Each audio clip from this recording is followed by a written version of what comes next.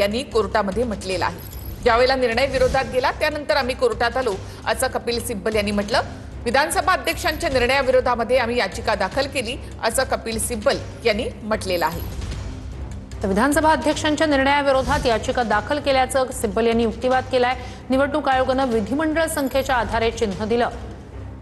विधिमंडळ संख्येच्या आधारे चिन्ह दिलं गेलं। निवडणूक आयोगानं हे विधिमंडळ संख्येच्या आधारे चिन्ह दिलं असं सिब्बल यांनी म्हटलंय। तर आम्हाला अपात्रता ठरवायची आहे असं सुप्रीम कोर्टानं या ठिकाणी म्हटलेलं आहे। तर आमदार अपात्रतेची कारवाई आणि पक्ष या दोन वेगळ्या गोष्टी असल्याचं कोर्टाने या ठिकाणी म्हटलेलं आहे। निवडणूक आयोगाने फक्त त्यांची संख्या बघून चिन्ह दिलं असा युक्तिवाद सिब्बल यांनी केलेला आहे। अपात्रतेचा निर्णय त्यावेळेला त्यांनी घ्यायला हवा होता असं देखील सिब्बल यांनी म्हटलेलं आहे। तर निवडणूक आयोगानं फक्त त्यांची संख्या बघून चिन्ह दिलं आणि विधानसभा अध्यक्षांच्या निर्णयाविरोधात याचिका दाखल केली असा युक्तिवाद सिब्बल यांनी केलाय। आमच्या विरोधात निर्णय दिल्यानंतर आम्ही लगेच कोर्टात आल्याचं सिब्बल यांनी म्हटलेलं आहे। तर कार्यक्षेत्रामध्ये नसलेले निर्णय निवडणूक आयोगाने घेतले असा युक्तिवाद देखील सिब्बल यांनी केलेला आहे। तर आतापर्यंतचा पूर्ण युक्तिवाद आपण या ठिकाणी पाहूयात। तर बाळासाहेबांच्या मृत्यूनंतर पक्षाच्या घटनेमध्ये सुधारणा केली असा युक्तिवाद सिब्बल यांनी केलाय। संघटना स्तरावर उद्धव ठाकरेंकडे बहुमत होतं असा युक्तिवाद सिब्बल यांनी केलाय। विधिमंडळ स्तरावर शिंदेंकडे बहुमत होतं पण पक्ष घटनेमध्ये बदल करण्याचे अधिकार शिंदेंकडे नाहीत असं देखील त्यांनी म्हटलं। विधिमंडळ पक्षात पडलेली फूट ही राजकीय पक्षाची फूट मानायची का असा सवाल युक्तिवादादरम्यान कपिल सिब्बल यांनी निवडणूक आयोगाला केला। युक्तिवादाच्या दरम्यान सिब्बल यांनी निवडणूक आयोगाला सवालही केला। तर सिब्बल यांच्याकडून केरळ हायकोर्टाच्या एका निकालाचा दाखला देण्यात आला। राजकीय पक्ष हा विधिमंडळ पक्षावर अवलंबून नसतो हा युक्तिवाद देखील त्यांनी केला। तर विधिमंडळ पक्ष फुटला म्हणजे राजकीय पक्ष फुटला असं नाही असा युक्तिवाद कपिल सिब्बल यांनी केला। इंदिरा गांधी विरुद्ध ब्रह्मानंद रेड्डी या केसचा कोर्टामध्ये त्यांनी दाखला दिला आहे। समाजवादी पार्टीत पडलेल्या फुटीचा सिब्बल यांच्याकडून दाखला देण्यात आलाय। तर कार्यक्षेत्रामध्ये नसलेले निर्णय निवडणूक आयोगाने घेतले असा देखील युक्तिवाद कपिल सिब्बल यांनी केलाय। आमचा पक्ष आणि चिन्ह घेतलं, सरकारही बनवलं असा युक्तिवाद सिब्बल यांनी केलाय। पक्ष कोणाचा हे निवडणूक आयोगाने ठरवलं आणि त्यांना चिन्ह दिलं। आमदार अपात्रतेचा निर्णय तेव्हा घेणं गरजेचं होतं असा सिब्बल यांनी युक्तिवाद केला। अपात्रतेचा निर्णय तेव्हा घेतला गेला नाही असंही सिब्बल यांनी म्हटलेलं आहे। अपात्रतेची कारवाई आणि पक्ष या दोन वेगळ्या गोष्टी असं कोर्टानं म्हटलंय। 17 फेब्रुवारीला निवडणूक आयोगाने शिंदे गटाला चिन्ह दिलं असं सिब्बल यांनी म्हटलेलं आहे। आम्ही 23 तारखेला अपात्रतेची याचिका दाखल केलेली असं सिब्बल यांनी युक्तिवादादरम्यान म्हटलंय। सुनील प्रभू यांची नियुक्ती हा वेगळा मुद्दा असल्याचं त्यानंतर कोर्टानं म्हटलं। तर विधानसभा अध्यक्षांच्या निर्णयाविरोधात याचिका दाखल केली असं सिब्बल यांनी म्हटलंय। तर आतापर्यंत सिब्बल यांचा हा युक्तिवाद आपण या ठिकाणी पाहतोय। तर आमच्या विरोधात निर्णय दिल्यानंतर आम्ही कोर्टात आलो असा युक्तिवादही सिब्बल यांनी केला आहे। तर निवडणूक आयोगानं विधिमंडळ संख्येच्या आधारे चिन्ह दिलं असा युक्तिवाद सिब्बल यांनी केला। आम्हाला अपात्रता ठरवायची आहे असं सुप्रीम कोर्टानं यावर म्हटलेलं आहे। तर निवडणूक आयोगानं फक्त त्यांची संख्या बघून चिन्ह दिलं असा युक्तिवाद सिब्बल यांनी केलाय। तर निवडणूक आयोगाच्या अधिकार क्षेत्रामध्ये नसतानाही चिन्ह दिलं गेलं असा युक्तिवाद कपिल सिब्बल यांनी केला आहे। तर निवडणूक आयोगाच्या अधिकार क्षेत्रामध्ये नसताना सुद्धा चिन्ह दिलं गेलं असा युक्तिवाद सिब्बल यांनी केलेला आहे। तर निवडणूक आयोगानं फक्त त्यांची संख्या बघून चिन्ह दिलं, त्यांच्या अधिकार क्षेत्रात नसताना त्यांनी हे चिन्ह त्यांना दिलं असं सिब्बल यांनी युक्तिवाद केलाय। तर यावर आम्हाला अपात्रता ठरवायची आहे असं सुप्रीम कोर्टानं म्हटलेलं आहे। पक्ष घटनेमध्ये बदल झाल्याचं वेळोवेळी आयोगाला सांगितलं होतं असं सिब्बल यांनी म्हटलेलं आहे। तर पक्ष घटनेत बदल झाल्याचं वेळोवेळी आयोगाला कळवण्यात आलेलं होतं, सांगितलं होतं असं सिब्बल यांनी युक्तिवादादरम्यान म्हटलंय। तर बाळासाहेबांच्या मृत्यूनंतर घटनेमध्ये दुरुस्ती करण्यात आलेली होती, निवडणूक आयोगाला हे कळवण्यात आलं होतं, त्यांची मान्यता घेण्यात आल्याचं सिब्बल यांनी म्हटलं। त्याआधी राष्ट्रीय कार्यकारिणीची बैठक देखील झाली होती असा युक्तिवाद कपिल सिब्बल यांनी केलेला आहे। निवडणूक आयोगाच्या अधिकार क्षेत्रामध्ये नसताना सुद्धा चिन्ह दिलं गेलं असा युक्तिवाद कपिल सिब्बल यांनी केलाय। तर निवडणूक आयोगाच्या अधिकार क्षेत्रात नसतानाही चिन्ह दिलं गेलं असा युक्तिवाद केलेला आहे। निवडणूक आयोगानं फक्त त्यांची संख्या बघून चिन्ह दिल्याचा युक्तिवाद कपिल सिब्बल यांनी केलाय। तर यावर आम्हाला अपात्रता ठरवायची आहे असं सुप्रीम कोर्टानं म्हटलेलं आहे। तर 2018 सालची पक्षाची जी घटना आहे, दोन्ही पक्षांकडनं पक्षाच्या या घटनेचा दाखला दिला जातो आणि त्यानुसार आम्ही काम करतो असं सांगितलं जातं, असा युक्तिवाद देखील सिब्बल यांनी केलेला आहे. तर विधानसभा अध्यक्षांच्या निर्णयाविरोधात याचिका दाखल केली असं सिब्बल यांनी कोर्टासमोर म्हटलेलं आहे. आमच्या विरोधामध्ये निर्णय दिल्यानंतर आम्ही लगेच कोर्टात आलो असं सिब्बल यांनी म्हटलेलं आहे. तर विधानसभा अध्यक्षांच्या निर्णयाविरोधात याचिका दाखल केली असं सिब्बल यांनी म्हटलंय.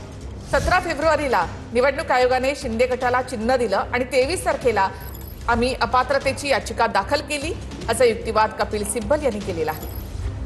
तर पक्षघटनेत बदल झाल्याचं वेळोवेळी आयोगाला सांगितलं होतं. निवडणूक आयोगाच्या अधिकार क्षेत्रात नसतानाही चिन्ह दिलं गेलं असा युक्तिवाद कपिल सिब्बल यांनी केलेला आहे. तर कार्यक्षेत्रामध्ये नसलेले निर्णय निवडणूक आयोगानं घेतले असा युक्तिवाद देखील कपिल सिब्बल यांनी केला. त्यानंतर आमचं पक्ष चिन्ह घेतलं आणि सरकार बनवलं असा युक्तिवाद देखील कपिल सिब्बल यांनी केलेला आहे. त्याआधी अपात्रतेचा निर्णय घ्यायला हवा होता असं देखील कपिल सिब्बल यांनी म्हटलेलं आहे. थेट आपण जाऊयात आमचे प्रतिनिधी प्रमोद जगताप यांच्याकडे. प्रमोद, कोर्टातले आणखी काय मुद्दे?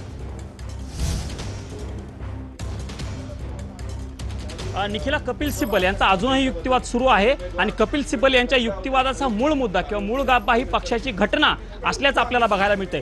ज्या 2018 सालच्या घटनेवरती केंद्रीय निवडणूक आयोगाकडून प्रश्न उपस्थित केले गेलेले होते, ती घटना कशा पद्धतीनं बरोबर आहे, घटनेनुसारच सगळ्या नियुक्त्या कशा झालेल्या आहेत, हा मुद्दा वारंवार पद्धतीनं कपिल सिब्बल हे कोर्टाच्या समोर मांडताना बघायला मिळतात. कपिल सिब्बल यांनी स्पष्टपणे सांगितलेलं आहे कोर्टाच्या समोर की 2018 साली पक्षाची जी घटना निर्माण झालेली होती किंवा जी पक्षाची घटना अपडेट केलेली होती, त्या घटनेनुसारच सगळ्या नियुक्त्या केल्या गेलेल्या आहेत आणि त्या सगळ्या नियुक्त्या या लोकशाही मार्गाने आमच्या पक्षाकडून नियुक्त केल्या गेलेल्या आहेत. हा मुद्दा खरं तर कपिल सिब्बल यांच्याकडून कोर्टाच्या समोर मांडला जातो आहे. कपिल सिब्बल यांनी हेही सांगितलं आहे की राष्ट्रीय कार्यकारिणीची सभा 2018 साली पक्षाची जी झालेली होती, त्या राष्ट्रीय कार्यकारिणीच्या सभेमध्ये एकनाथ शिंदे यांची नेते म्हणून नियुक्ती केली गेलेली होती. आमच्या पक्षाच्या घटनेनुसार राष्ट्रीय कार्यकारिणीकडनं जे नियुक्त्या असतात त्या नियुक्त्या केल्या जातात आणि त्याची बैठक किंवा त्याची जी सभा असते कार्यकारिणीची, ती सभा दर 5 वर्षांनी होत असते आणि 18 साली झालेल्या सभेनुसार उद्धव ठाकरे यांची पक्षप्रमुख म्हणून पुन्हा एकदा नियुक्ती केली गेली होती किंवा निवड केली गेली होती. त्यांच्याकडनं निवड हा शब्द तर आम्ही निर्णय देऊ तो भविष्यासाठी लागू होईल असं कोर्टानं म्हटलेलं आहे. आताची महत्वाची बातमी आहे, आम्ही निर्णय देऊ तो भविष्यासाठी लागू होईल असं कोर्टानं म्हटलेलं आहे. महत्वाची घडामोड, आम्ही निर्णय देऊ तो भविष्यासाठी लागू होईल असं कोर्टानं म्हटलेलं आहे.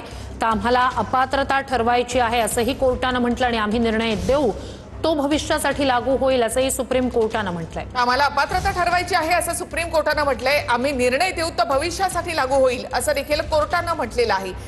सिब्बल यांनी कोर्टामध्ये पुन्हा एकदा सुभाष देसाई केसचा दाखला या ठिकाणी दिला आहे. तर आम्ही निर्णय देऊ तो भविष्यासाठी लागू होईल असं कोर्टानं म्हटलेलं आहे. आम्हाला अपात्रता ठरवायची आणि सिब्बल यांनी कोर्टात पुन्हा एकदा सुभाष देसाई केसचा दाखला दिलाय. तर आम्ही निर्णय देऊ तो भविष्यासाठी लागू होईल असं कोर्टानं या ठिकाणी म्हटलेलं आहे. तर सिब्बल यांनी कोर्टामध्ये सुभाष देसाई प्रकरणाचा दाखला दिलाय. आम्हाला अपात्रता ठरवायची आहे असं सुप्रीम कोर्टानं या ठिकाणी म्हटलेलं आहे. तर याआधीच हे ऐतिहासिक असं हे प्रकरण आहे. यामध्ये जवळपास 4 वर्ष आता ही सुनावणी या ठिकाणी सुरू आहे, खटला सुरू आहे. यामध्ये शिवसेना पक्ष, चिन्ह, आमदार अपात्रता या संदर्भातला हा निर्णय कोर्टाकडनं दिला जाणार आहे. सिब्बल यांनी कोर्टामध्ये पुन्हा एकदा सुभाष देसाई केसचा दाखला दिलाय. तर आम्हाला अपात्रता ठरवायची आहे असं सुप्रीम कोर्टानं म्हटलंय आणि आम्ही निर्णय देऊ तो भविष्यासाठी लागू होईल असंही सुप्रीम कोर्टानं म्हटलंय. कपिल सिब्बल यांनी कोर्टामध्ये पुन्हा एकदा सुभाष देसाई केसचा दाखला दिलेला आहे. तर आम्ही निर्णय देऊ तो भविष्यासाठी लागू होईल असं कोर्टानं म्हटलेलं आहे. तर सिब्बल यांनी कोर्टामध्ये पुन्हा एकदा सुभाष देसाई केसचा दाखला दिला. त्यानंतर आता आम्हाला अपात्रता ठरवायची आहे असं सुप्रीम कोर्टानं म्हटलेलं आहे. त्याचबरोबर आम्ही जो निर्णय देऊ तो भविष्यासाठी लागू होईल असं देखील कोर्टानं म्हटलेलं आहे. ऐतिहासिक असं हे प्रकरण आहे. या संपूर्ण केसकडे सर्वांचंच लक्ष लागलेलं आहे. तर सिब्बल यांनी कोर्टात अनेक मुद्द्यांवर युक्तिवाद केलेले आहेत आणि आम्ही निर्णय देऊ तो भविष्यासाठी लागू होईल असं कोर्टानं या म्हटलं. सगळ्या केसमध्ये 10व्या परिशिष्टाचा दाखला देखील यामध्ये देण्यात आलेला आहे. त्यामुळे हा निर्णय अत्यंत महत्वाचा असणार आहे. थेट आपण जाऊयात आमचे प्रतिनिधी प्रमोद जगताप यांच्याकडे. प्रमोद, निखिला सुभाष देसाई केसचा जो वारंवार पद्धतीने उल्लेख केला जातोय ती केस मी एकदा थोडक्यात समजून सांगतो म्हणजे प्रेक्षकांच्याही ती लक्षात येणार आहे.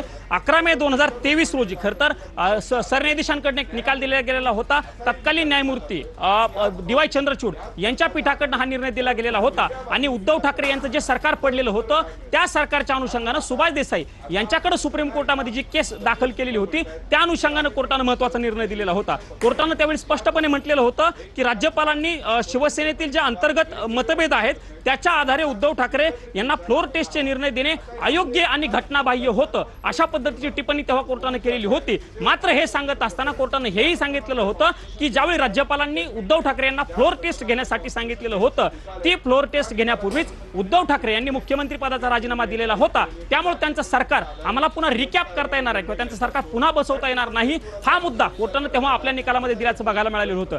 ज्या सुभाष देसाई केसचा न्यायमूर्ती बागची यांच्याकडूनही उल्लेख केला गेला होता त्या केसमध्ये न्यायमूर्ती धनंजय चंद्रचूड यांनी तेव्हा स्पष्टपणे सांगितलं गेलेलं होतं की एकनाथ शिंदे यांच्याकडनं व्हिप म्हणून जी भरत गोगावले यांची नियुक्ती केली गेलेली होती ती नियुक्ती चुकीची आहे हा मुद्दा खरं तर त्यांच्याकडनं मांडला गेल्याचं आपल्याला बघायला मिळालेलं होतं. आणि या सगळ्या संदर्भात ती केस जी आहे ती महत्त्वाची ठरल्याचं आपल्याला बघायला मिळालं होतं. निखिला कपिल सिब्बल यांच्याकडनं वारंवार हाच मुद्दा विधिमंडळ पक्ष आणि राजकीय पक्ष हाच मुद्दा कोर्टाच्या समोर वारंवार पद्धतीने सांगितल्याचं बघायला मिळतं आणि सिब्बल याच मुद्द्याच्या अनुषंगानं कोर्टाच्या समोर सध्या युक्तिवाद करताना आपल्याला बघायला मिळत आहे.